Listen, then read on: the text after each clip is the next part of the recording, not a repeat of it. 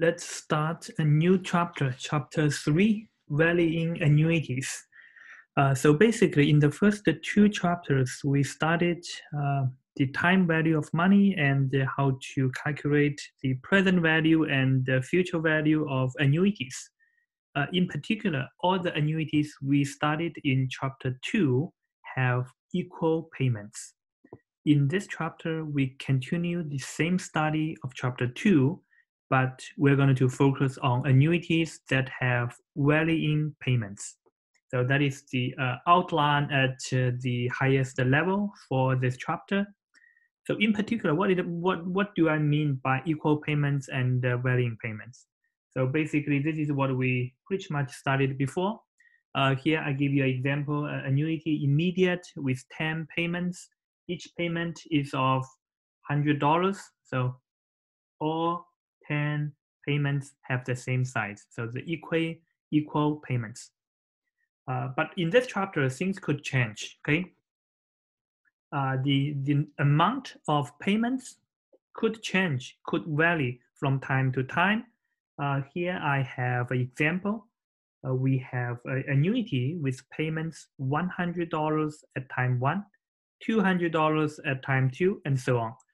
That means the payment is actually increasing, right? It goes from 100 to 200 to 300 until at time 10 to $1,000.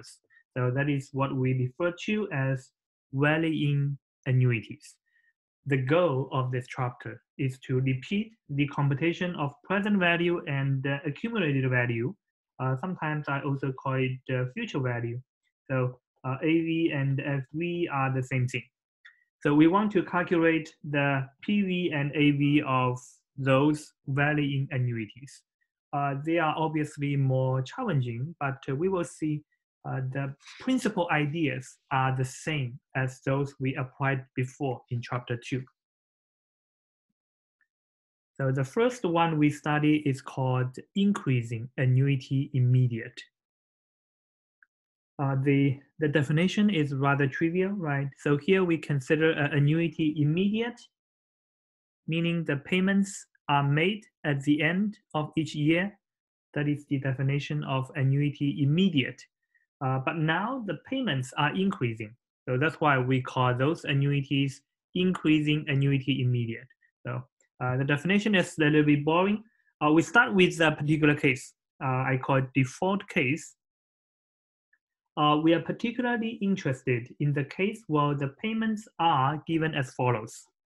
So the best way is always to draw a timeline.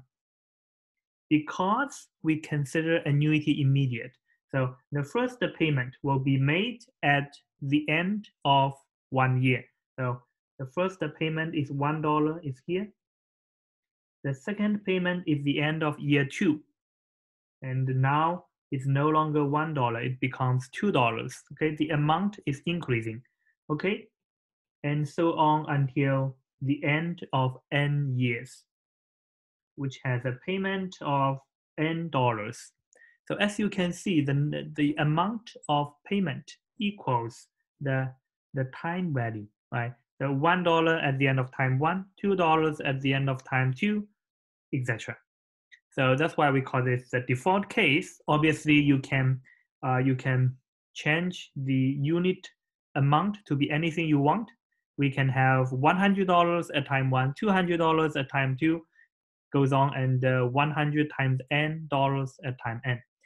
Here I times by 100, you times by any number in a particular question. Okay, now we introduce the notation. The notation is pretty much the same to the present value of annuity immediate, except now we add a capitalized I and put a bracket to include IA. So I obviously stands for increasing. It is the first letter of increasing. So IA stands for increasing annuity immediate because there's nothing above A, right? If it is an annuity due, you're going to put 2 dots. If it's a continuous payable annuity, you're going to put a bar over A. Here it's nothing, means a standard annuity immediate, okay? Obviously, we use IS to denote the future value. The important thing is This is the value at, let me use a different color. So this is the value at time 0. So this goes here. Okay. The other one, the future value, it is the value at time n. So it is the end of this particular annuity. That is very, very important. Okay. So now what we want, we obviously want to price, or we want to compute the PV and AV of this special increasing annuity immediate. Here is the pronunciation. Basically, you just need to add I. Previously, we have A angle N or S angle N. Now it's IA angle N, IS angle N.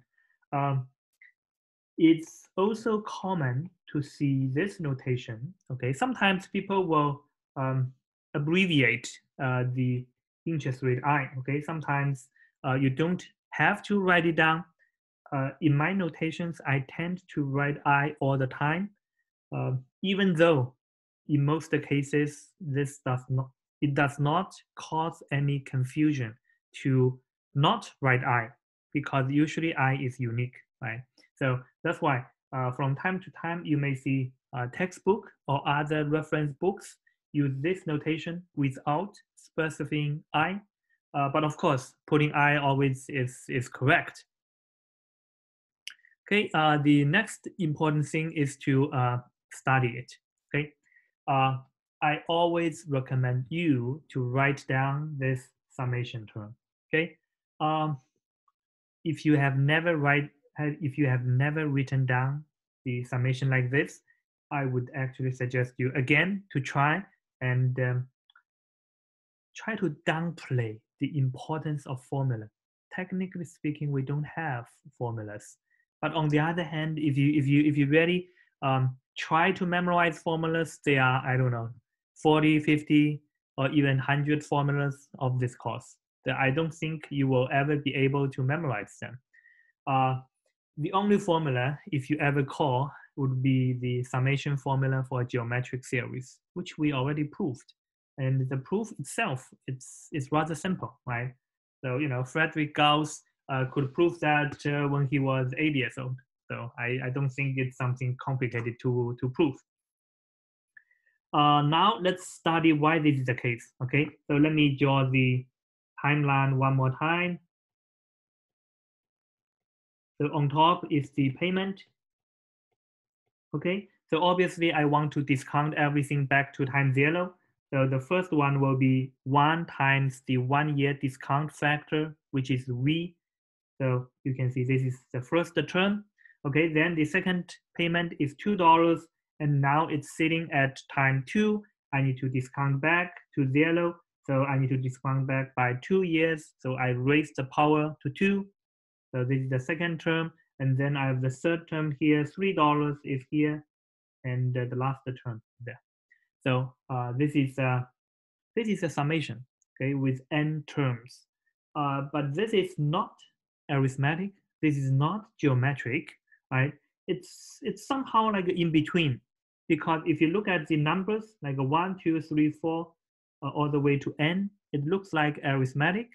But if you look at the discount factors, V square, V cubic goes all the way to V to the nth, it looks like a geometric, right? So we apply the usual trick. We times by, you can either times by 1 plus I, or you can times by V, they are the same. One thing you need to know is, by definition, this is 1, okay? So let's try 1 plus I on both sides. Okay, and using this identity, the first term becomes 1, the second one becomes 2V. So basically, once we multiply by the factor 1 plus I, all the V's, the power will be reduced by 1. So 3V squared goes on. The second to the last will be n minus 1 times V. Now the power term is n minus 2. The last one will be n times V to the n minus 1. Okay. So now obviously we're trying to do the subtraction of those. The left-hand side is very easy. Right? We immediately see this. Okay. On the right-hand side, we don't use 1 to minus v because they are at different orders of polynomial. We are trying to match like this. You see, they have the same order. They have the same order. So you move a little the position. Right? So 1, I will keep there. I don't do anything with 1. And then I use my second term to subtract the first term. So give me v. Right? I do the same thing. I give v squared, goes on. The last one minus the second to the last, I get v to the power of n minus 1. Of course, in the end, I'll have to minus this guy. Okay? So if you follow my suggestion, you would immediately identify this, this whole summation. I put a bracket to include all of them. There are n terms. The first one starts with 1, meaning this is a annuity due minus n times Vn. Okay, and then all I need to do is to divide by I on both end sides. Then I will arrive at this formula. Right. So if you really want to memorize, well, it's a lot, and by now you really need to get hold of a SOA calculator, SOA financial calculator. The financial calculator does have the built-in function to calculate this. So if you know, if you understand here, the how to identify the payments on a timeline and know how to do the discounting, that's enough. Right? The rest you can leave it to your financial calculator. All you need to do is to punch in several key numbers, like the multiplier. Okay, is it 1 or 100 or $20, right? And then you need to know n how many terms, okay, do you have for your increasing annuity. And finally, you need to know your interest rate I. Once you know everything, the calculator does the trick for you to get you the number. But I do want all of you to understand why this formula is true. Right? It's the mathematics behind this is not that challenging, right? So at least I would say most of you should be able to understand. In the end, if you really don't understand, you need to practice how to get the result from your calculator. That part, I really believe you should be able to achieve, right? Okay, once we have derived the present value, the accumulated value is rather simple because according to our timeline, the future value or the accumulated value, the distance, the time distance is n years. So all you need to do is to times by AVF of n years, right? Then you get to the accumulated value. Of course, you can do the same thing, meaning, let me write it in blue. So what I mean is you can follow the same strategy, right? So how do we get the future value? Okay, you can go from the first payment, or you can go the reverse order, right? You start with the last one, which would be n, right? The next is n minus 1, which needs to accumulate for 1 year. So it's v, goes on. The last one is not v. I often write this wrong. So accumulate is 1 plus I, goes on. And for 2, you will need to accumulate n minus 2 years. And finally, for the first payment, you accumulate n minus 1 years. Okay. Then you do the same trick, right? You can times by a factor. Let's say here we can times by a factor v, right? And then you do the simple math. Right? You can also times by 1 plus I if you want. Okay, so it's straightforward. This is the mathematical, proof of it. But it's of course it's a lot easier to apply this identity, right? because they are the values of the same product, of the same cash flows, only calculated at different times, right? So in order to move from time 0 to time n, all you need to do is to times by this accumulated value factor, then you achieve your goal. Okay, let's do some examples. If you have the textbook, you should go to page 55. That is example 3.1. In this example, Dan receives $400 in 1 year, $800 in 2 years, $1,200 in 3 years, and so on until the final payment of $4,000. So, I mean, even you are somehow more advanced, it's always a good idea to write down the cash flows of this annuity.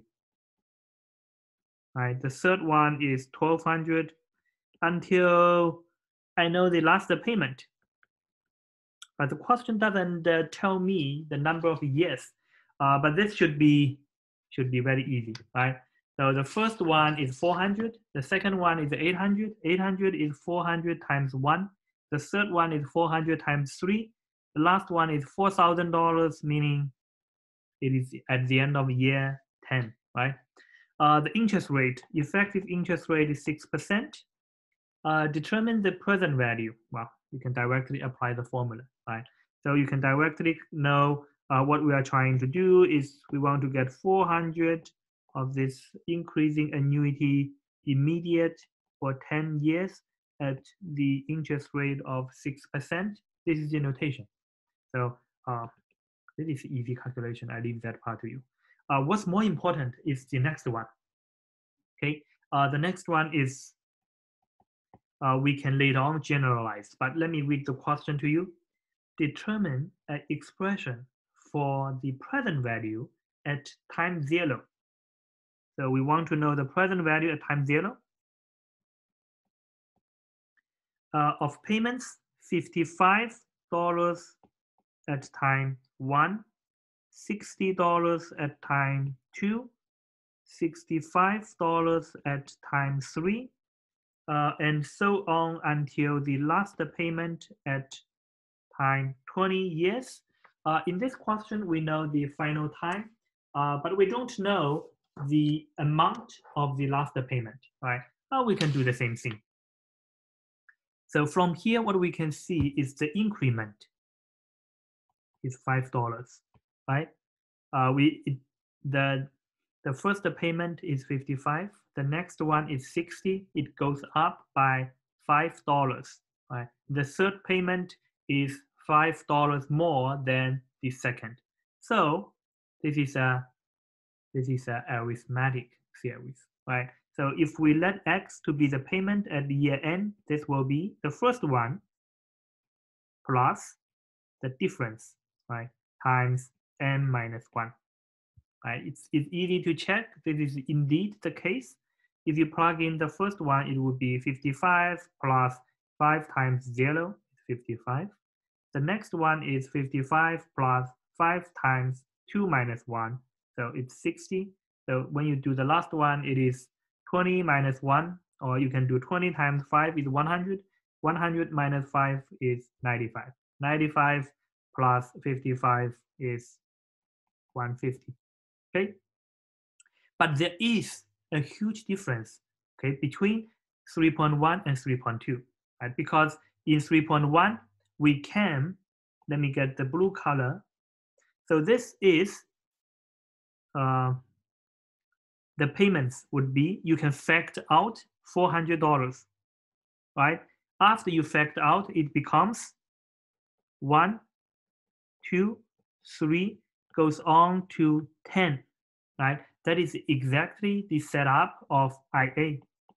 Remember, when we define IA, we have the payments as 1 at time 1, 2 at time 2, 3 at time 3, goes on until n at time n, right? So that is the standard setup, but unfortunately, this is not the case because there's no way you factor out and get 1, 2, 3 all the way, right? Because if you treat this as 1, The next one obviously is not 2, right?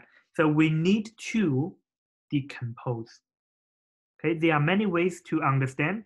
Let me start with 1. $55 can be decomposed into this 2. Okay, why? Why do I know I should decompose $55 as 50 plus 5? That is because I know eventually there will be a multiplier of 5, right? And I want to start with 5. So 5 is 1 in here, okay, at time 1. Okay, if I want 5 at time 1, right, that means the other part would be 50 because the amount received at time 1 is 55. And I want one of them to be 5, that means the other one must be 50. Then using the same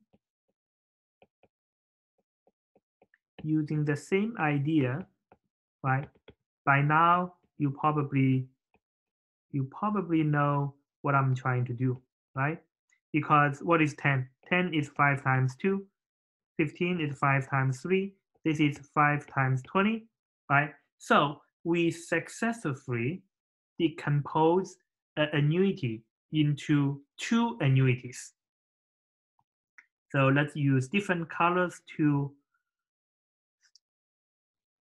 So this part, it's a level annuity immediate. So I know this part I can write as $50 times A angle 20 at, well, let's put I. Okay, let's get a different color. Let's try this. It is this part, right? This is factor out $5. I have an increasing annuity immediate for 20 years, and they are at the same interest rate, right? So this is this example is very, very important. Example 3.2, because this is often the case when you encounter this type of questions on SOA exam. They don't like to test you something too easy. They will ask you to repackage this annuity, try to separate it into 2 sub annuities. Okay, and for 2 sub annuities, we can easily analyze. Okay, this is one possible way. We can do something different. So let's try something different. So let's do this. Okay. The level payment now, I want to set it at $55 instead of 50. In the first approach, I set it at $50. Now I go to 55. So here is 10. 10 can be written as 5 times 2. This is 5 times 1. The last payment is 150. I can write it as 55 plus 95. 95 is obviously 5 times 19. Okay? So for the same reason, we have successfully repackaged the original annuity into 2 separate annuities. One of them is a level annuity immediate with 20 payments. Okay, but now you see here is $55 is no longer 50. So get this color. You see, I don't need, because it's 0, right? So I don't need to include. The amount is still $5, okay? But I have only 19 payments. I'm not finished yet. That is the key, okay? So remember, for this, or for any definition of present value is defined at the beginning of that annuity. It is not always at time 0. Time 0 is a relative concept, okay? Time 0 here, I call it time 0 because 0 is the starting time of this annuity. For this rather special increasing annuity circled in green, the starting point is, it starts in year 2, right? So when I calculate the present value, it will be discounted all to 0.1. So let's use a brown color to denote this. Right? So in order to get everything back to time 0, I'm missing 1 year discount factor. Okay, that is very, very important. So in the end, what I have 55 times A, 20 at I, plus 5V IA 19 at I. Okay, you can plug in any value. Let's say you put I to be, well, you can do the same 6%, or you can do 5%. Calculate both two to check whether they give you the same result, right? So of course, they should give you the same result. If not, you are wrong, okay? Then we have one more example that deals with the future value or the accumulated value. I leave example 3.3 to you. 3.3 is very similar to 3.2. You need to repackage your cash flows. I give you some hint. The first payment is $500. The second one is $520. The next one is $540. So obviously the increment is $20, right? So in 3.2, the increment is 5. In 3.3, the increment is $20. So you can let me add one more page to give you some analysis, but I don't want to do all the details for 3.3. So do not skip this step, because that really helps you once you deal with PV or AV at different times. This is my typo, so it's time 2. The next one is 540 goes on to $800. So between 800 and 500, the difference is 300. Right? 300 divided by 20, that's 15. So I need to get 16, because it is this minus the starting point, then times the difference. Right? Remember here, I need to minus it. So that's why it is 16, not 15. If you are not sure, get your fingers to count. Okay. We want the accumulated value. So we want value at this point. Okay. There are many ways to package, right? The easiest one is to always let the difference to be the initial one. Then the next one will be 40, 80, etc. Right? And finally, you're going to get 320 because it's 16 times 20. So we have to keep the same amount. So this is 480, this is 480, this is 480. Oh, here's 60. Goes on, here's 480. So you can check when they sum up, it's indeed 800. When they sum up, it's indeed 540. So what do you have? I have 20 times IS. I have 16 payments at, I believe it's 2%, plus 480 times, I don't need bracket, it's just the S, 16 at 2%. Okay, so this is the AV. You can try something different, right? So this is, we call the method 1, right? You can also do this, right? You can keep the first 500, right? And then this becomes 20 plus 500, right? 40 plus 500 goes on, and then the last one would be 300, which is 20 times 15. So in this case, it would be, so first let's deal with the increasing sequence.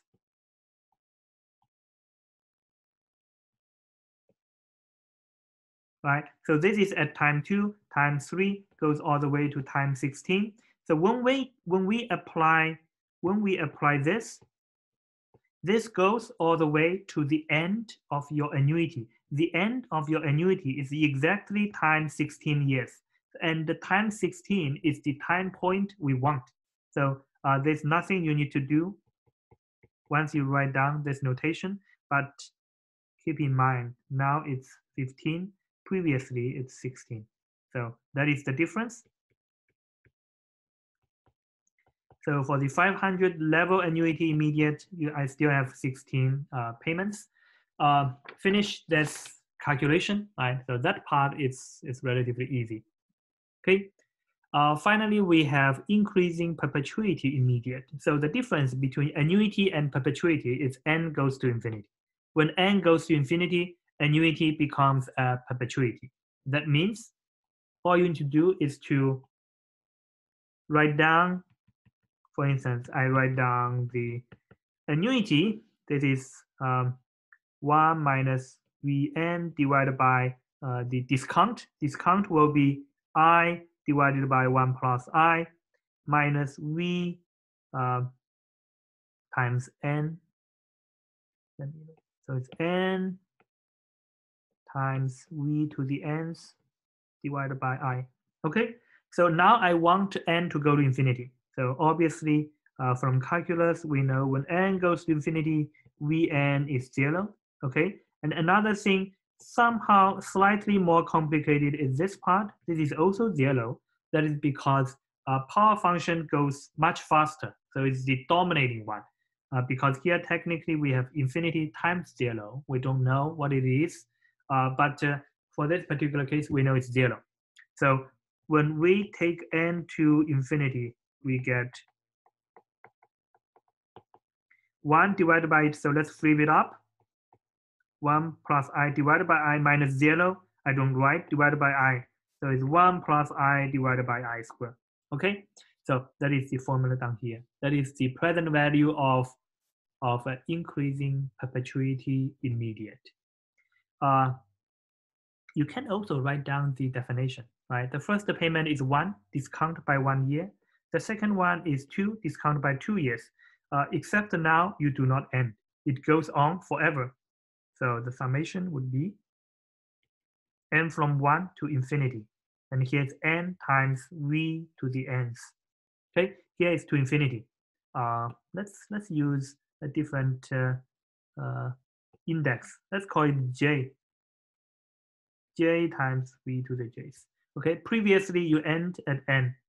So if you end at n, it's the annuity. If you do not end, you get the perpetuity. Okay, of course we can apply the usual trick to prove this, meaning you can times by 1 plus I on both ends sides, right? Then it becomes 1 plus 2v plus 3v squared. I believe you should know how to continue from this approach. Right? So there are many, at least I gave you 2 different ways to prove this result.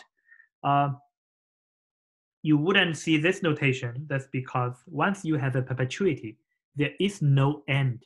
You will not be able to define the accumulated value, right? So let's finish this video here, and we'll continue in the next one.